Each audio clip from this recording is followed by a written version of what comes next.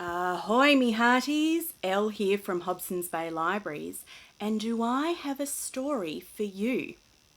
This one is all about a pirate.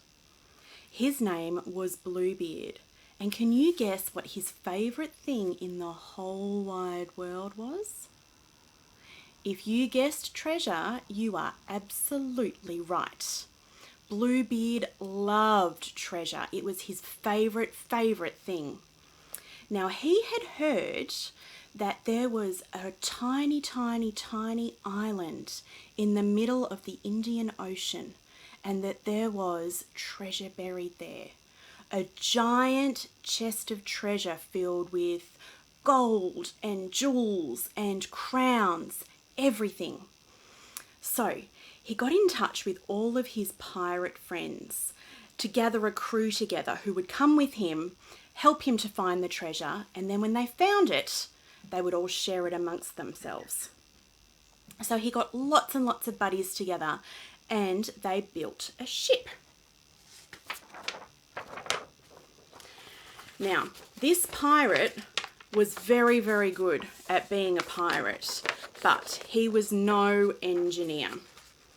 So, the boat was a little bit basic, but he was fairly sure it would do the trick.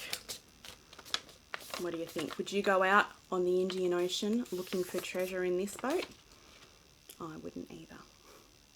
But Pirate Bluebeard was determined. The day came when they were due to set sail, but black and grey clouds came rolling over the hills. Rain poured down, heavier than had been seen for hundreds of years. Lightning flashed across the sky and thunder boomed. Not one member of Pirate Bluebeard's crew was willing to head out on the ocean with the weather like that. The waves were enormous, taller than the tallest person you know. Even Bluebeard's faithful feathered friend Polly said, "I'm not going out in weather like that. You'd have to be mad. Pieces of 8? I don't care if there's pieces of 10. You're on your own." And off went Polly. Pirate Bluebeard was on his own. Now, his love of treasure meant that sometimes he didn't make very sensible choices. So he decided that even though the crew weren't coming with him, even though Polly wasn't going to go with him, even though it was the worst weather to sail that anyone had seen in their lifetime, he decided to get on board and he was going to go. So in he got into his boat on his own and he started to sail. Up and down the waves he went, big, rolling, crashing waves. He had to spend most of his time with a bucket bailing out the water that had sloshed in and that was starting to weigh the boat down. But he did start to get closer and closer to this treasure island that he so wanted to find. All of a sudden though, bang! He'd crashed into a rock. He didn't see it through all the wind and the fog and the rain. And, oh dear, the rock made a great big hole in the front of the boat and water started to pour in. Bluebeard thought for a minute. And as I said before, he was an excellent pirate, but not an engineer. He turned the boat around and started to sail again. Off he went towards, so the water would come out the back, he thought, and the front of the boat was safe. Unfortunately, bang! The front of the boat crashed into a rock again, making another big hole, and water started to flood into the front of the boat, and the boat started to sink. So Captain Bluebeard thought to himself, "Oh, what do I do now? I know, I'll turn the boat upside down."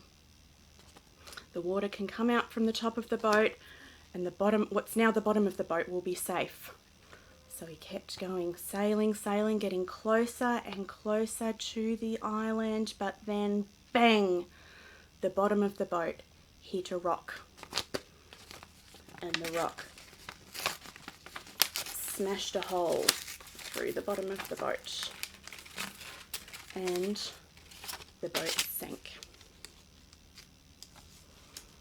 The next day was fine and sunny and clear. The sea was so smooth it looked like you could walk on it. His crew all got into small rowboats and rowed out towards the island in the hope that they'd find their captain, Pirate Bluebeard. But there was no sign of him anywhere. The boat had sunk and they couldn't see any sign that he'd made it to the island.